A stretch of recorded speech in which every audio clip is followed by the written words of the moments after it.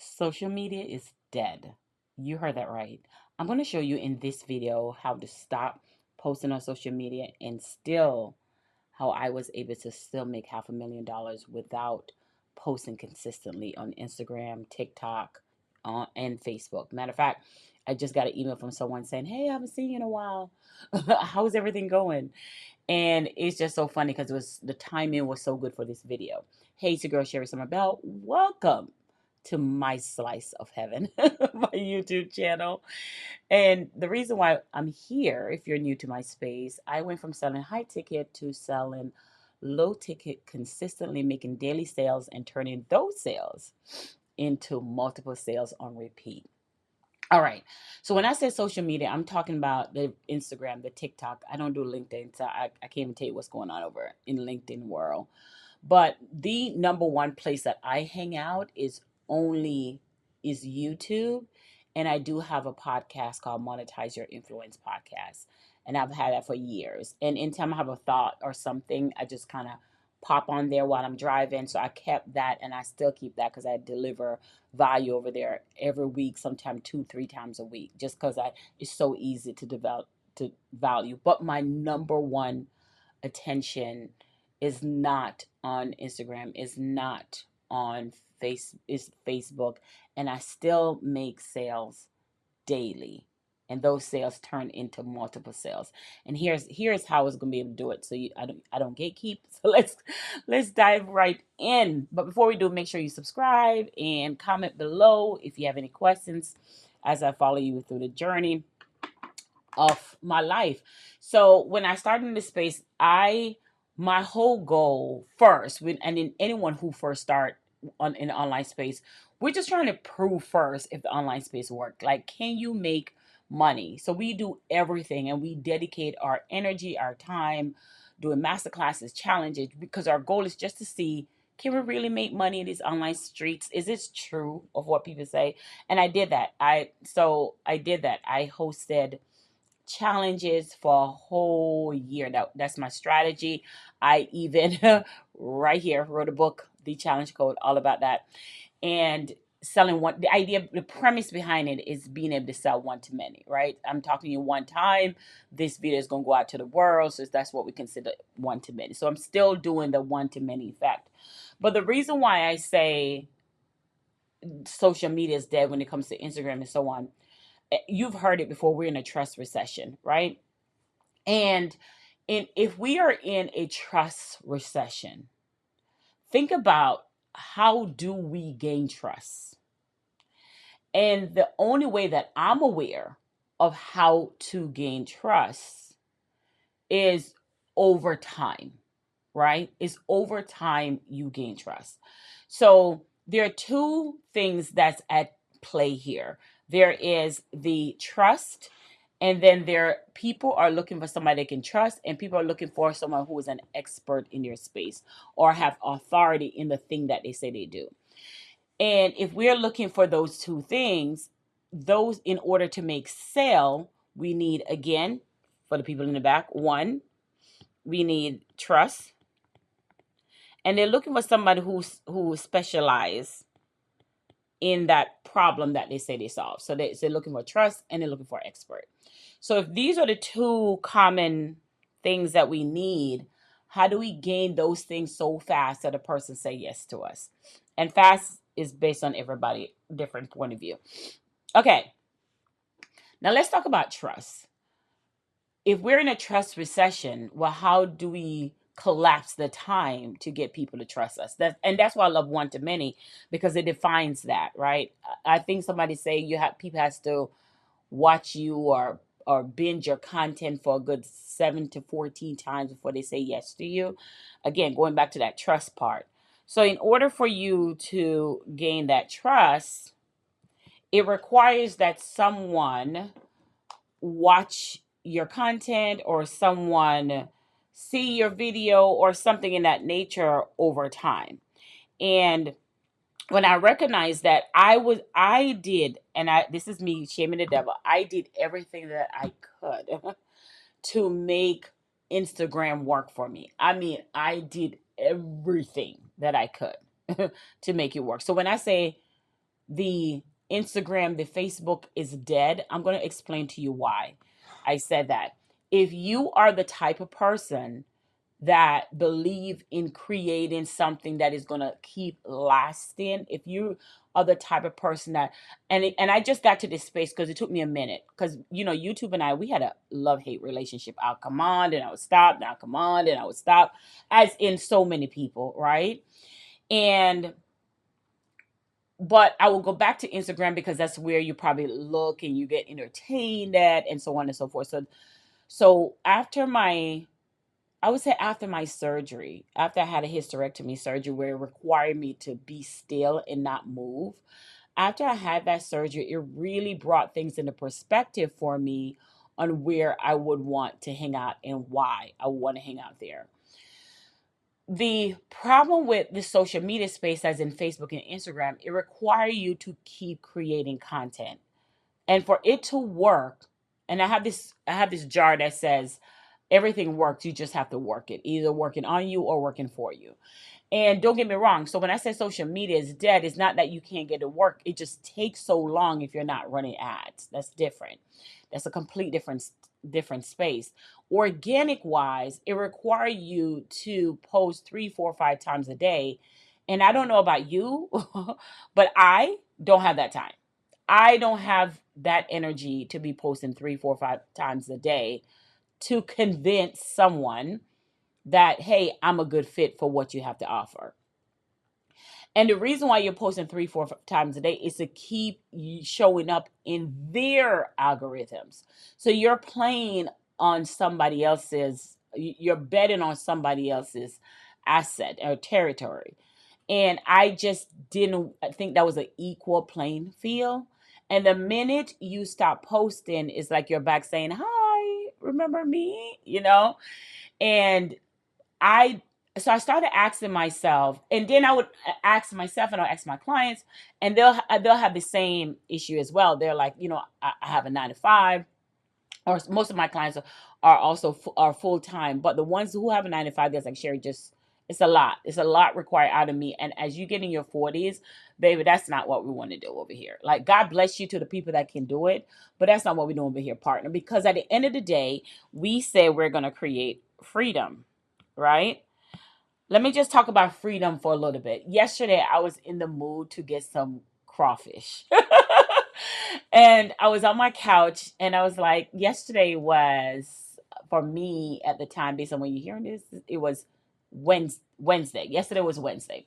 So I said, I'm craving some crawfish. And I got up and I got in my car and I drove about 50 minutes and got my crawfish and then came home. I don't care what the strategy is that says it can make me thousands of dollars. If the strategy mess with my freedom, you can have it. You can have it. So when people are like, "Oh, I make millions of dollars," and I'm like, okay, but one, how much are you taking home?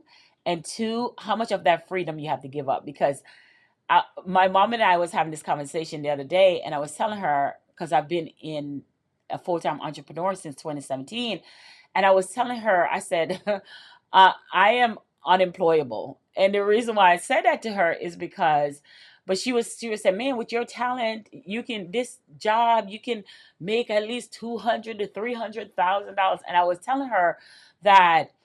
Yes, but I have a family member who makes great money. He makes great money. But guess what? Every time I talk to him, he's like, hey, I'm going to be at work for like 3 or 4 days. And I'm like, and he makes good money. And I'm like, can't do it. The worst thing that entrepreneurship could ever do to me is try to show me what freedom looks like, because I choose freedom over money every single time. If I want to be able to go get these nails done on a Tuesday at 10:30, I want to be able to do that. If I want to be able to go volunteer at my son's school, I want to be able to do that. So I learned quickly that money wasn't my motivation, freedom was. Freedom was. I learned quickly that if it makes more money but it mess with this thing right here, That is not for me. So I got clear on what my motivation really is. I got clear on that. And I realized quickly that it wasn't money, because I was making for one offer $500,000, and I stopped doing that offer live. So clearly money is not was not my motivation. What this space has brought me is this new way of marketing my business, now that I believe that social media is dead, because you have to feed the algorithm so much, and it just doesn't go with that freedom. It doesn't go with the freedom that we are talking about.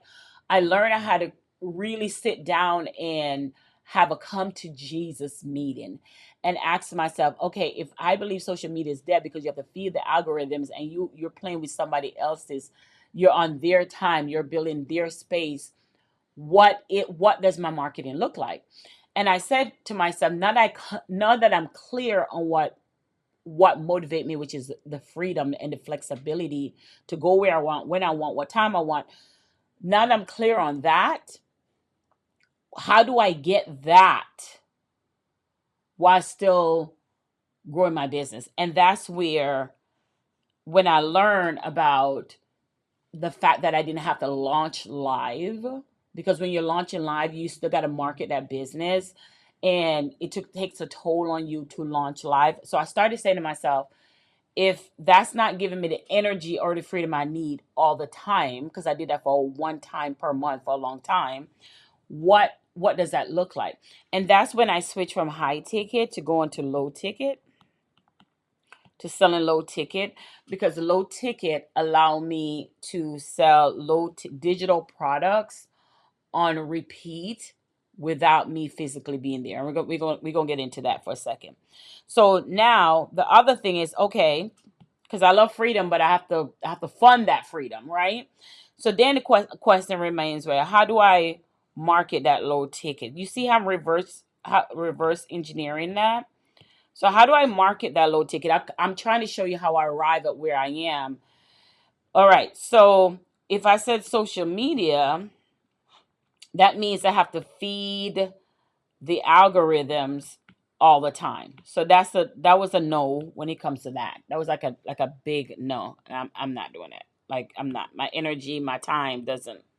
I can't do that.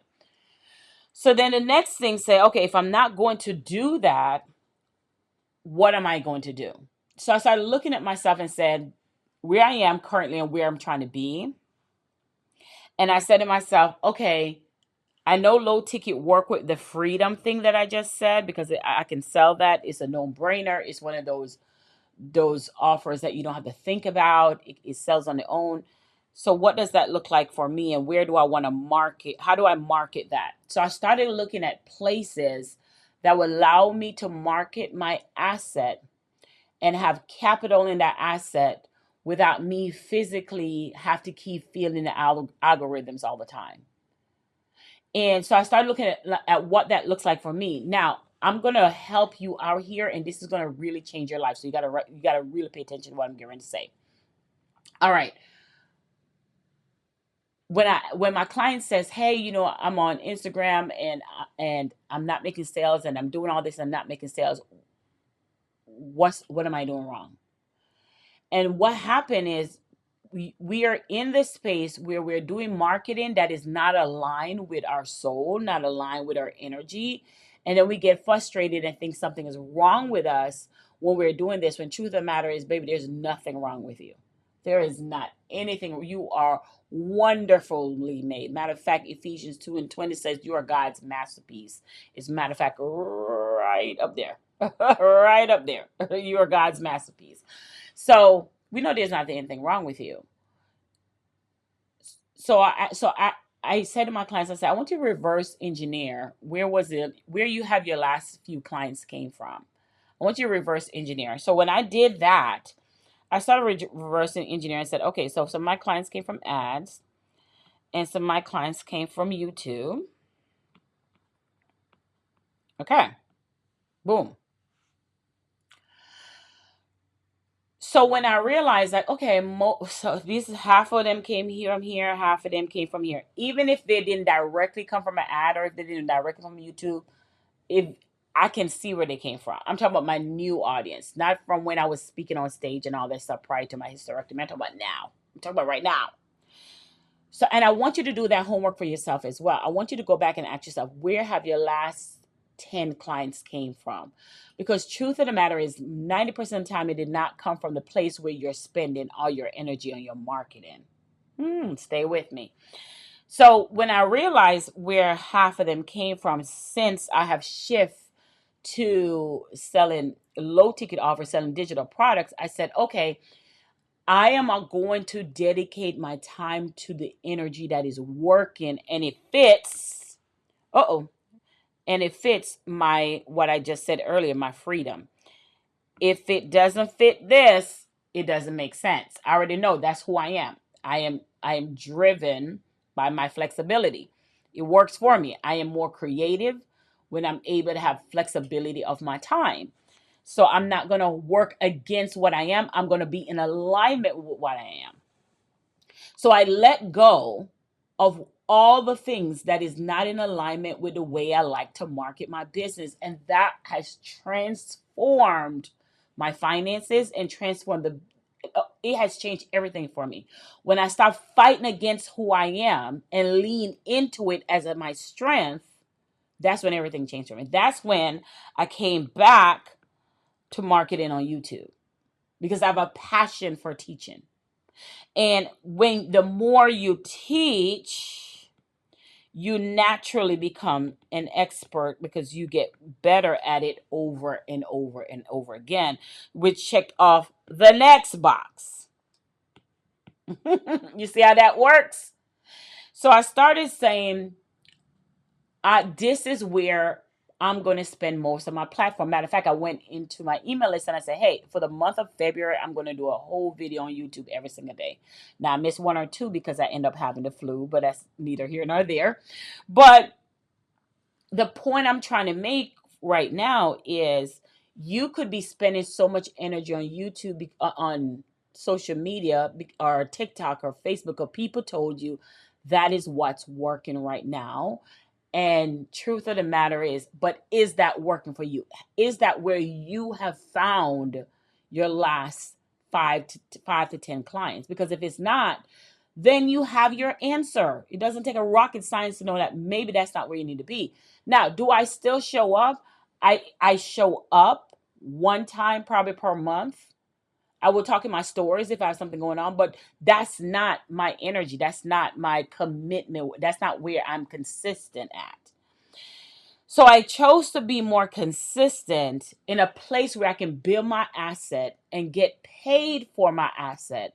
And I don't have to fight the algorithms. And when I'm off, it's the videos is still making sales, which, ladies and gentlemen, in this case is YouTube. We're going to get to ads in a second. So when I say social media is dead and you're wasting your time over there, it's, for me, it's asking yourself, where can I create something that will continuously live on and it will still get pushed for me even when I'm not there? And for me, that was YouTube. That's the platform for me where you can build your intellectual properties, build your online capital. That was a place for me where you can build your digital asset. And that's why I chose to do 100% of my marketing focus on, well, back up, 80%. 80% of my marketing focus on YouTube. Now, do I still run some ads? Yes, 100%. I still run from ads. And let me tell you why that is, why I still run ads. Now, unlike the marketers who are running $500 a day or running $1,000 a day, that's not me. The purpose, what I found out is when I run my ads, most of the time the clients that buy my buyer ready messaging matrix course, this is a course that teach you how to make daily sales and speak to cold buyers so they can keep buying from you. What I find out is most of those people who I run ads with, they will also find me on YouTube. Boop. See how that works? So the ads is doing one or two things. It's selling my product And along with selling the product, it also give me visibility, introduce them to me on YouTube.